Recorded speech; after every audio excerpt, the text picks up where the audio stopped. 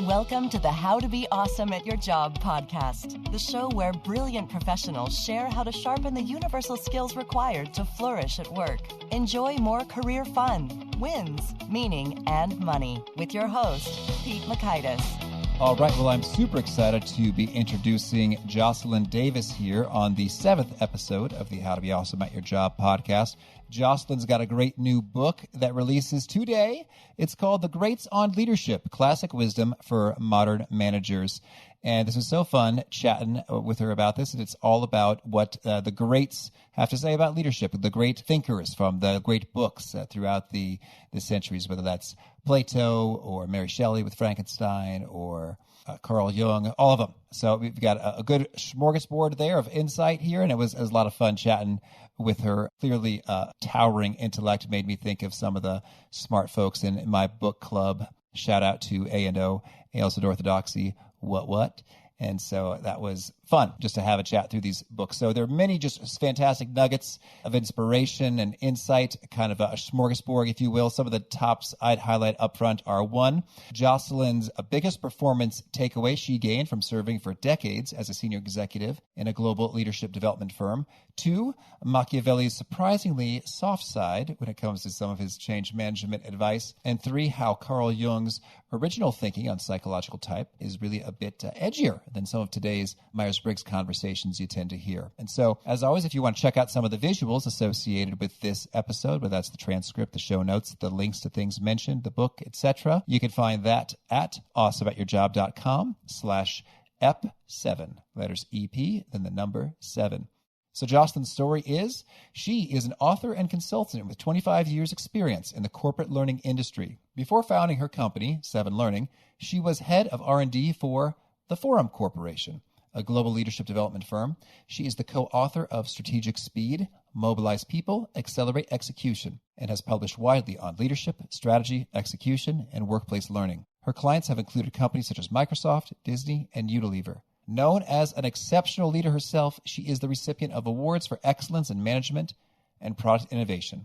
She holds an MA in philosophy and is currently working on another master's in Eastern Classics. She lives in Santa Fe, New Mexico, with her husband and daughter. Jocelyn, thanks so much for being here on the How to Be Awesome at Your Job podcast. Hi, Pete. Great to be with you. Well, that is an impressive lineup that you have in your bio, and I want to ask all sorts of questions. But before we get there, I'd love to hear what's something fun in life that's keeping you busy that is not on the bio. Oh, goodness. Well, actually, funny you should ask. I don't know if many people would call this fun, but I call it fun. I'm actually doing a master's in Eastern Classics at St. John's College, which is here in Santa Fe. So this just shows that I'm kind of the nerd of the world here and addicted to studying great books of all kinds. But I wanted to go on from my sort of studies of Western philosophy and study some stuff from the East. So that's what I've been doing for the past 6 months or so. Oh, well, I do think that's fun. I took 4 years of Latin in high school, but I don't know much. Well, I am studying Sanskrit now, believe it or not, because they have a language requirement. So I'm studying, yes, Sanskrit. Oh, fun. Well, my people are Lithuanian is my heritage, and I understand the Lithuanian language descended from Sanskrit. Oh, yes. That's all I know about Sanskrit. Yes, very good. So we'll go there. So I want to spend most of our time kind of hearing about some of these great gems that you have inside your book, releasing this week here, The Greats on Leadership, a Classic Wisdom for Modern Managers. But before we go there, I want to hear, you spent some great time as the Vice President of Research and Development for the Forum Corporation, and that's an international training company of sizable number of people and revenue. So I just have to ask while I've got you, what were some themes you discovered over the course of researching and developing training materials and how adults learn? Is there anything that kind of comes to mind as you reflect upon those years of career? Oh, wow. Great question. So I was actually there for 23 years. So Wow. I have a lot to sort of reflect back on there. But I guess what I would point to most of all is to get a plug in here for my other book, my previous book, which really was written at Forum with some of my colleagues there. And that book was called Strategic Speed. And it really sort of summed up a lot of what I had learned over about 20 years working at Forum. And really the point of that book, Strategic Speed, is that in order to create speed or efficiency in business, you really need to focus on the people. Yeah. which is not surprising. I mean, everybody would kind of say, we know that. But when you look at what companies actually do, what leaders actually do to try to speed things up, to try to, make change happen or to install new systems or, any kind of execution effort, what leaders tend to do is focus more on the process and the technology and the systems. And they often forget to focus on the people. But what our research showed in that book and over many, many years at Forum was that, at the end of the day, you're going to go fast or slow, be successful or not successful, depending on whether the people are on board. So that's what that whole book was about. And I've tried to bring a lot of that thinking about, it's about the people into my new book as well. Interesting. So when you say speed, I guess I'm imagining in practice that can translate into you have fewer people dragging their feet or hiding out and hoping that you don't notice them if you've taken the time to get them all kind of on board and rowing in the right direction. Is that a fair kind of articulation of some of that, or is there sort of a different angle? Yeah, no, exactly. It's that. And what I would add to that is what we talk about in that book is these 3 people factors of clarity, unity, and agility, which people always like, I think, mostly because it's easy to remember, but also because what those factors really speak to is just as you said, it's people business leaders tend to want to sort of skip over all that getting people clear about the direction, getting people unified around the direction, and making sure that people are agile, sort of willing to adapt. They tend to want to skip over that stuff because it takes time. And so but if you skip over it, then you end up going slow rather than going fast. So you kind of have to go slow at the beginning and address these factors of clarity, unity, and agility so that you can go fast down the road. Okay, understood. And so now I'd love to chat a bit about this book here because it hits home for me because I actually recently concluded a series of workshops. I was training a team of engineers, and so I had some parting gifts for them, which were a wide variety of books that I think are wonderful and that just everybody should know about and help kind of reinforce and review some of the content that we shared. And one of the participants noted, every one of these books you're giving us was written in the last 20 years. Is there anything that we should learn from Lao Tzu, Sun Tzu, The Art of War, or the Greek classics? It is like, ooh, he got me there. And I thought, well, there is, but I think you'd have to work a little harder. I think to mine some of those nuggets and to apply it to your daily work life. Is that accurate? Is there some extra work that has to be done to mine and translate, or is it kind of ready to go? Well, yeah, exactly. There is extra work to be done. There's a lot of extra work to be done to mine and translate. And the good news is that I've done the work. So, I mean, I'm so passionate about this issue as it sounds like your colleague was as well, that just this idea of helping people see that the real leadership wisdom has been around for 2,500 years. I mean, people have been saying all this stuff about how to lead and how to communicate, how to motivate, how to make good decisions, you name the leadership topic. A great author or thinker has talked about it sometime in the past 2,500 years. But what hasn't been done is the work, as you say. It's not easy to go back and sort of read all those books and figure out, well, what's Plato really saying about justice, or what was Machiavelli really saying about change. So I have done that work and curated it. Really, this book is sort of a tremendous curation project, is one way to look at it, to compile and curate that wisdom from those 2.5 millennia of great thinkers. Well, that does sound extensive. Like that's not something you wrap up over a couple weeks. No, it took about 2 years. Oh, mercy. Well, so I'd love it. I've got so many questions here, but maybe I'll let you kick us off. So who do you think perhaps is a thinker who's perhaps underappreciated, underrepresented, yet has a fantastic sort of takeaway that we should be actively incorporating into our leadership and work lives? Wow. Okay. So I know, because you told me in advance, that you are a fan of Myers-Briggs. It's true. And so I'm going to open the door here that you've or walk through the door that you've opened here and talk about Jung, C.G. Jung. who is one of the authors featured in the book. There's about 25 altogether, and I'm hard-pressed to pick just one. But I'll just talk for a second about Jung because he is, great psychologist, wrote many long treatises, and one of them is called Psychological Types. And psychological types is where the Myers-Briggs, the type indicator, the MBTI, comes from. Indeed. So what is interesting to me about Jung, however, is that given the popularity of the MBTI in business today, and it's by far the most popular type assessment or personality assessment that's used in many organizations. And a lot of people know that it has its origins in Jung, but what a lot of people don't know is how Jung, when you go and you actually read Jung's psychological types and you see what he was saying about these types, it has more of an edge to it, I would say. Oh, do tell.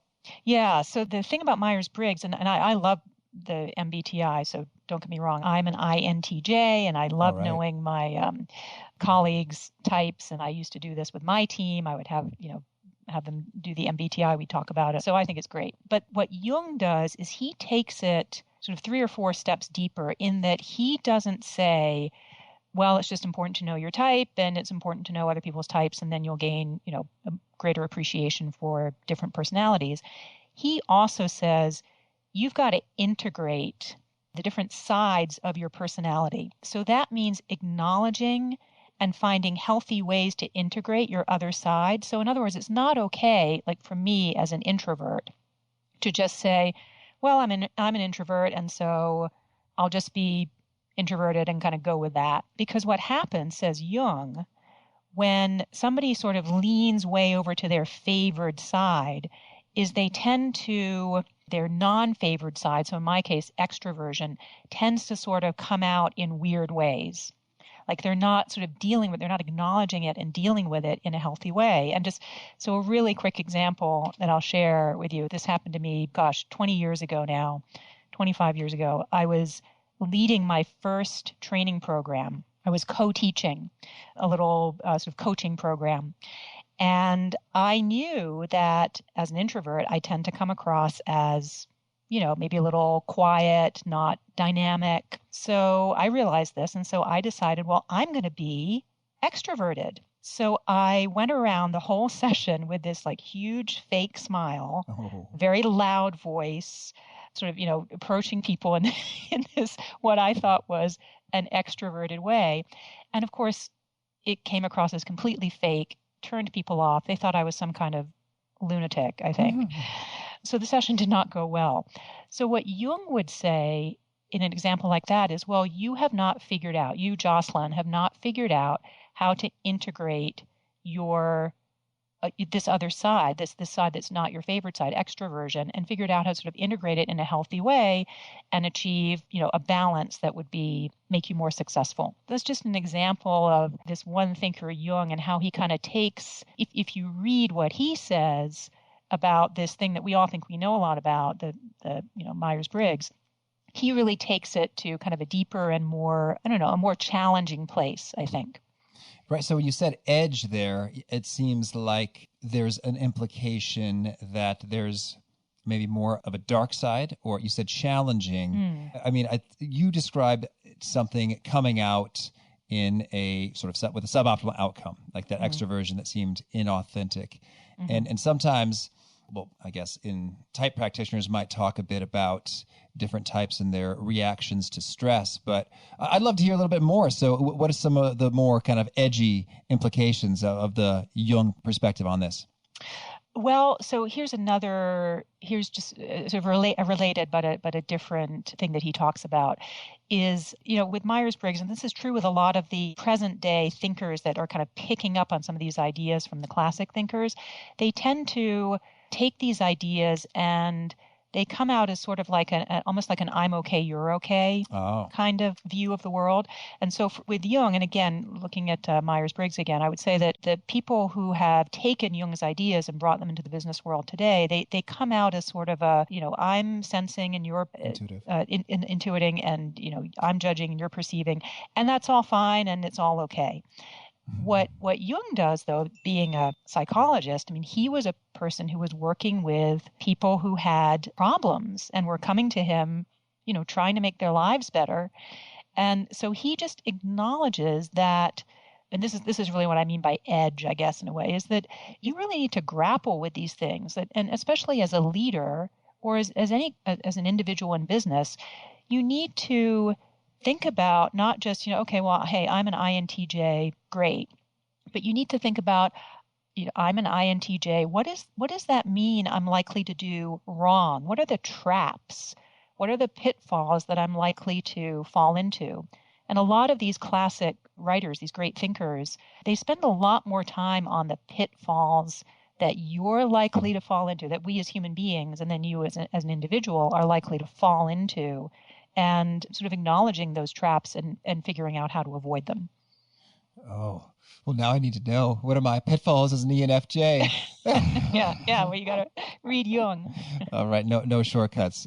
So, well, thank you for that. And a couple others I'd like to dig into a little bit is, what can you tell us about Pericles, and what can he teach us about communication that's highly relevant today? Oh, Pericles. Okay, yes. So Pericles, as some of your listeners may know, so he did the great funeral oration, which Thucydides, the great Greek historian, writes about. And so this was a funeral oration for the Athenian war dead in the 5th century BC in Athens.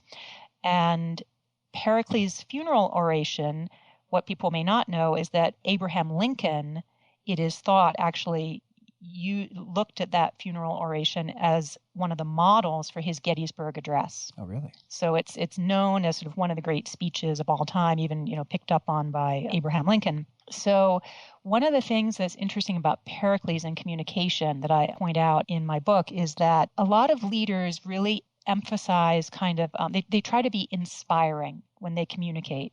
And they try to be inspiring by kind of painting this glorious vision of the future, and here's where we're all going. And what they tend not to do, maybe because they don't want to flatter people, or they don't want to, they don't want to maybe make people too proud of themselves or something, is they tend to not emphasize kind of the specialness of the enterprise that their team is a part of.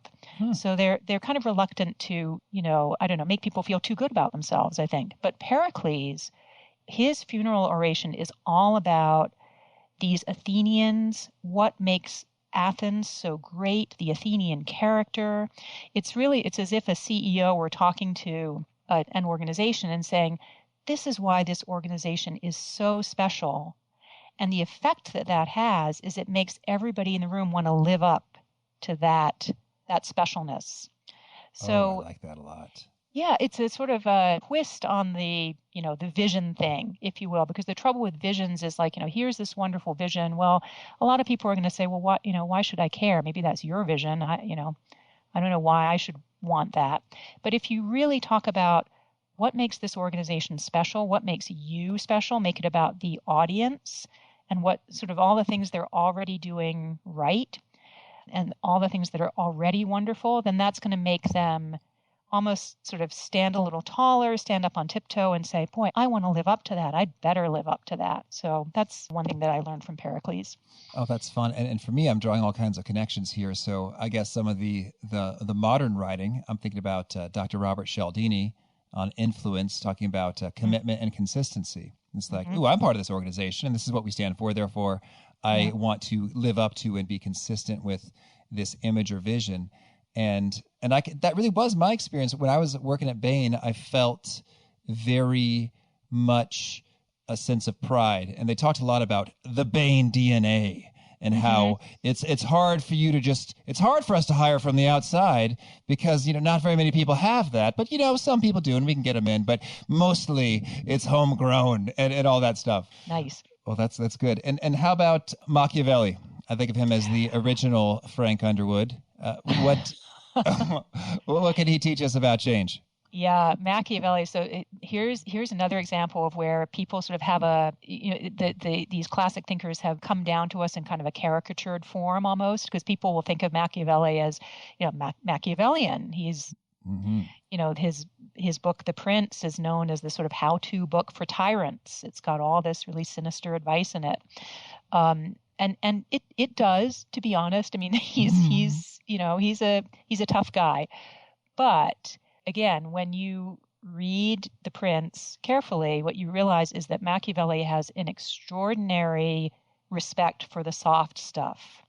So he's a tough guy, but he really believes in the power of the soft stuff, namely how people feel about you and your regime and your leadership.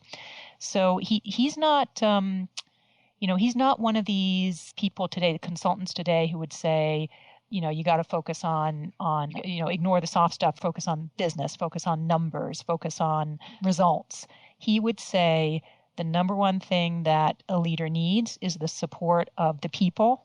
He's very good on change. And just going back to what I was saying about my earlier book, when we first started talking today, he really is one of the thinkers that believes that change only happens change is very difficult to make happen, and B, it's only going to happen and it's only going to stick if you have the support of the people, if they feel good about you. So the leader, Machiavelli would say, he's famous for saying better to be feared than loved. Mm-hmm.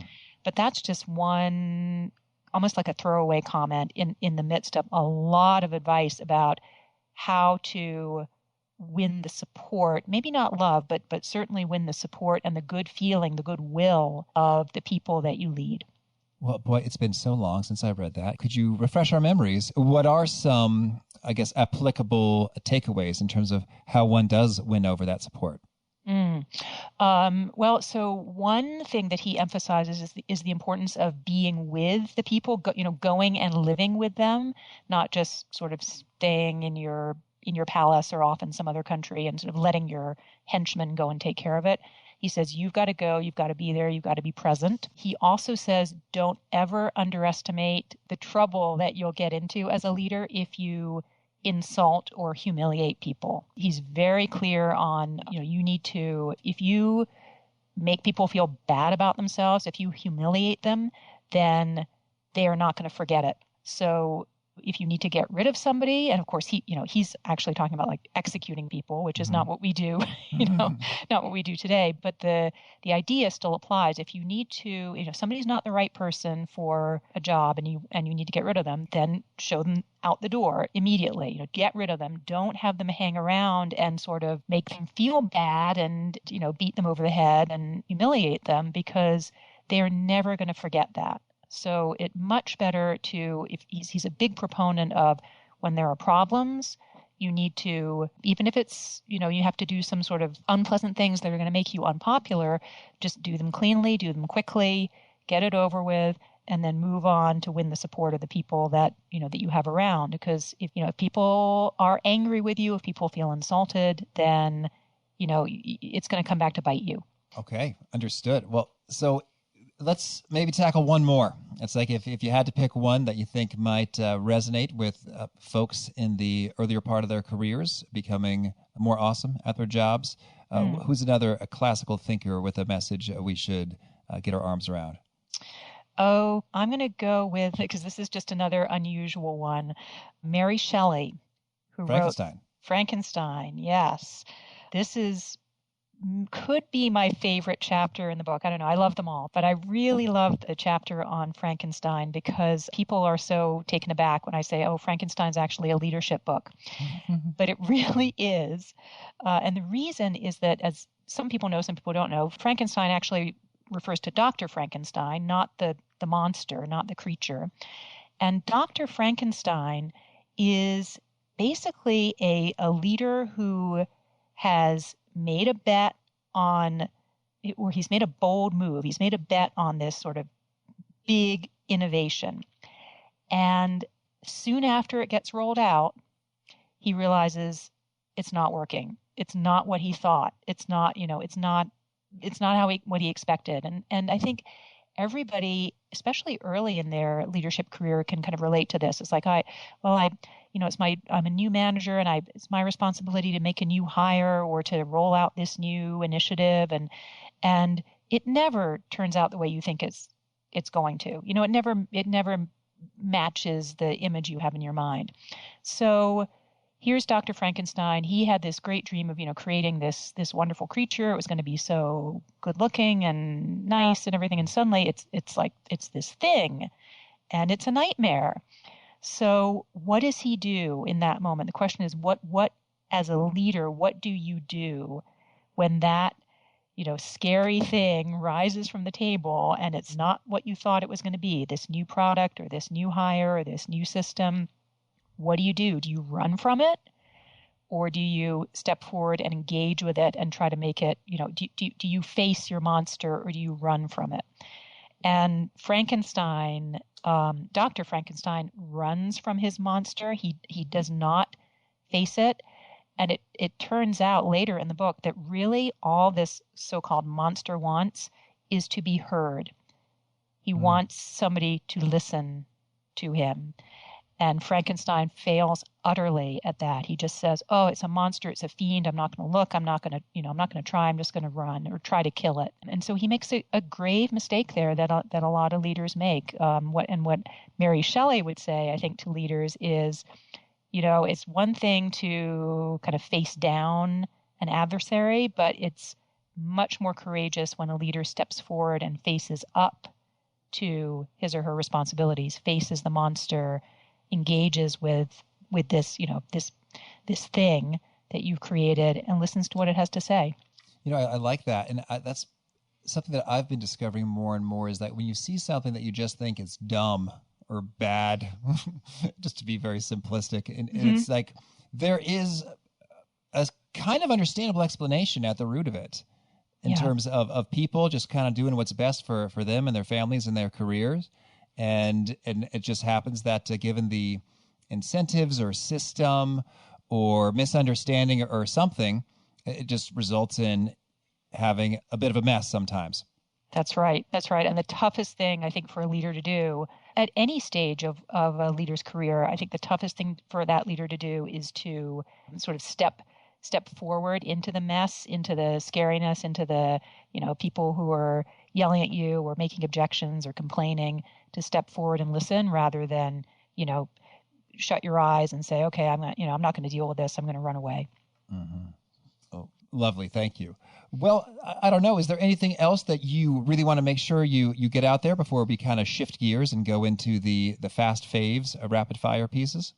Oh, I think the only thing I would say is just that there, as I started out by saying, is that I think the thing that is really great about this book for leaders, especially leaders early in their careers, is just that it's all the best ideas of leadership from the past 2.5 millennia in one manageable book. It's a easy read. It's fun. It's entertaining. I've built in a lot of stories and practical tools and contemporary ideas that link to the classic ideas.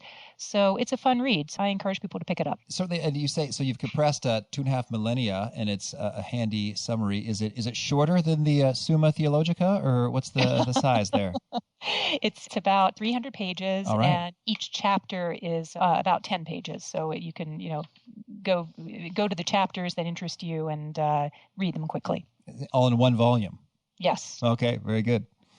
All right, so now I'd love to get your take on some quick responses to hear some of your favorite things. First, could you share, and it sounds like you might have a ton, so feel free to share 2 or 3. Could you give us a favorite quote, something that inspires you again and again? Oh, wow. Okay, my favorite quote. I'm going to have to go with, there's many, but Maya Angelou is one that I often come back to. And my most recent favorite quote from hers is, "When somebody shows you who they are, believe them." Oh. She has another one that I love. Oh, I know what it is. People will forget what you say, they will forget what you do, but they will never forget how you make them feel. And that's something I've tried to remember in my life as a leader, is that people will never forget how you made them feel. Lovely. And how about a favorite study or experiment or piece of research you find yourself thinking about or referencing frequently? Favorite study. Well, this is plugging my own work here, but really the research that was behind the previous book, Strategic Speed, that research about what really contributes to speed and what doesn't, that we looked at many organizations and many initiatives that organizations had undergone, the ones that were successful and the ones that weren't, and then looked at the factors that contributed to speed or slowness. And I still love that research. Well, I'm looking forward to taking a look myself. And can you share with us a favorite book? Oh, well, I have 24 of them. Oh, all that's in precise. The great song Leadership. They're all my favorite books. How could I pick one? I can't pick one. You want one that's more recent? I will take one at random that is resonating with you in this very moment. Okay. Resonating with me in this moment. Okay. Well, the one that's actually resonating with me in this moment, because I'm taking this Eastern Classics program, is actually the Bhagavad Gita, which is the great Hindu classic, spiritual classic, featuring Krishna and a lot of other characters. So, yeah, that's what I was reading most recently. How big is that?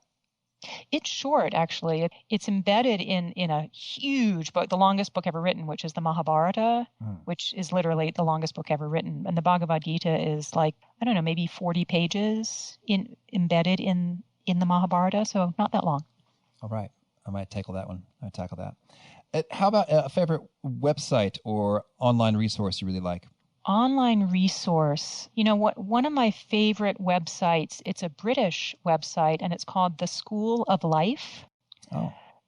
And it is a company in London the company is called The School of Life, and the organization is called The School of Life, and then the website is called The Book of Life. And they are a very interesting organization that does training, leadership training, personal effectiveness training, but it's sort of a cross between training and education. A lot of sort of interesting people come and give talks there. But anyway, the website is called The Book of Life, and it has a lot of interesting tips on sort of individual effectiveness and just how to operate in the world. Oh, thank you. And how about a favorite habit or personal practice of yours that's really been a key to your effectiveness? I'm not kidding when I say this. Having a dog and walking the dog every day. My wonderful Australian Shepherd, Cassie. What does that do for you, the dog walking? It's my exercise, going for an hour-long walk every day. And B, it's my meditative time, and can't get out of it because the dog wants to go. And she makes me go. So a symbiosis there. Yeah.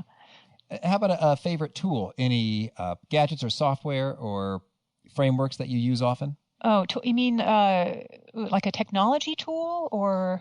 It could be a technology tool, or it could be, well, I also think about sort of 2x2 matrices or frameworks that help you put thoughts into context or perspective as a tool. Oh, okay. Yes. Wow. Okay. So I'm going to point to something that's in my book, actually, but it was drawn from some work that colleagues and I did at Forum a while ago, which is a change process and a change model. And it's called the 5 phases of change. And it's actually in the chapter on Machiavelli, which is about change. It's a way to recognize phases of change so that you don't assume. I got to keep coming back to this theme here, so that as a leader, I don't assume that everything is going to happen all at once. Like, you start out on any kind of effort, any kind of change effort, and you tend to think, okay, I'm going to, things are moving, things are going to get done. And what inevitably happens is that you hit this thing called the plateau, and you need to be prepared for that. You need to be prepared for the natural phases of change that are going to unfold. So it's a model that helps me remember, helps me anticipate what's going to happen and not be distressed when in any area of my life where it seems like, oh, things aren't going fast enough, things are slowing down, things are going wrong. It sort of helps me go, oh, no, okay, I'm in phase 3 now, or now I've hit the plateau. And so now it helps me kind of stay grounded. Oh, great. And how about a favorite time-saving trick? You like to go fast? Any little tactical things you do to accelerate? Time-saving tricks. Wow. My I don't know if this is a time-saving trick. This is my anti-procrastination trick. All right. Which is that I, whenever there's something that I am feeling like I don't want to do, or I'm procrastinating, I tell myself I'm just going to work on it for 5 minutes. So I just tell myself, just all you have to do is just work on this thing for 5 minutes. And inevitably what happens is I end up working on it for, an hour or 2 hours or whatever it may be. But it's kind of a way to trick my mind into taking this thing that looks, odious and long and heavy and just saying, you just got to work on it for 5 minutes. And it just helps me kind of, jump into the pool, so to speak. Do you ever say, okay, 5 minutes is up, I'm out of here? I don't think I have ever done that because I get into it. And once I'm in the pool, then I'm swimming around and it's usually pretty fun, whatever it may be. Oh, great. How about a favorite gem or nugget, something that when you communicate or teach it, folks really start taking notes or tweeting it or highlighting it in a Kindle book? Yeah, the thing that people have really resonated to, and I'm thinking again about the Greats on Leadership here, this book that I've been tweeting about, is this idea that leadership insights don't necessarily come from the usual suspects, that you can look in odd places, like I just said, I'm reading the Bhagavad Gita, and you said, I'm going to pick that up and look at it. Another example is this crazy book that I was reading for a class recently called the Yoga Vasishta, another huge book of yoga philosophy. And the professor who's teaching the class said, this book is so scholarly, nobody really reads it, not even in India. Well, I went on Amazon and looked it up. Turns out there's 900 reviews of this book on Amazon. And I'm reading through the reviews and and here's plenty of people all saying, I love this book. It changed my life. This is the most useful book I've ever read. So I just say that because I'm finding that, I don't know if this is a nugget exactly, but just this idea that wisdom is found in unsuspected places, unusual places, I think is something that people really resonate to. Oh, great. Thank you. And how about favorite way to find you? Is it be best to go to your website or Twitter, or what's the top place you'd point folks? I would point folks to my website, which is jocelynrdavis.com. Okay. And final kind of parting challenge or call to action. Is there any one thing you'd challenge folks who are seeking to be more awesome at their job to tackle? I would say, quoting Shakespeare here, be not afraid of greatness. There's many people, especially younger folks starting out early in their careers, who think, I'm not a leader. I don't have that title. I don't have that. That's not my job. I would say, don't be afraid to be great, because there are, you don't need a fancy title. You don't need a corner office. You don't need, 1 million Twitter followers to be a great leader. You just need, your own willingness to learn. You need some fellow learners to talk to help you along the way. And you need some great teachers, which are, who these great thinkers are that I talk about in my book. So go for it. Oh, lovely. Well, Jocelyn, thanks so much for taking this time. It's been a treat, and I've got a lot of reading to do now. And very much appreciate it. Thanks so much, Pete. It was fun. Okay. Well, I hope that conversation with Jocelyn Davis inspired you to maybe dust off some old classic books and see the wisdom there that's waiting for you to apply and treasure, or just get her own book where she did the work for you. Like she said, The Greats on Leadership, Classic Wisdom for Modern Managers. And you can check out the transcript and reference to these pieces at awesomeatyourjob.com/Ep7. Catch you next time. Thanks for joining us for today's episode. To get the most out of this conversation, visit awesomeatyourjob.com to find today's show notes, transcript, and infographic summary cheat sheet. For more entertaining professional skill sharpening, be sure to subscribe to catch the next episode of How to Be Awesome at Your Job.